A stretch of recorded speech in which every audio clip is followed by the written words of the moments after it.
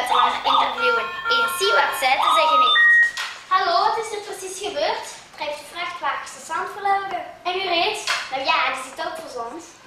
Zeg, moet ik eens een mop voor u vertellen? Ja, maar het moet wel een goeie zijn, hè? Ah ja, kinderen. Wat blieft en wat blaft zaten in een boom. Wat blaft viel eruit, wie zit er nog in? Wat blieft? Wat blieft en wat blaft zaten in een boom. Wat blaft viel eruit, wie zit er nog in? Wat blieft?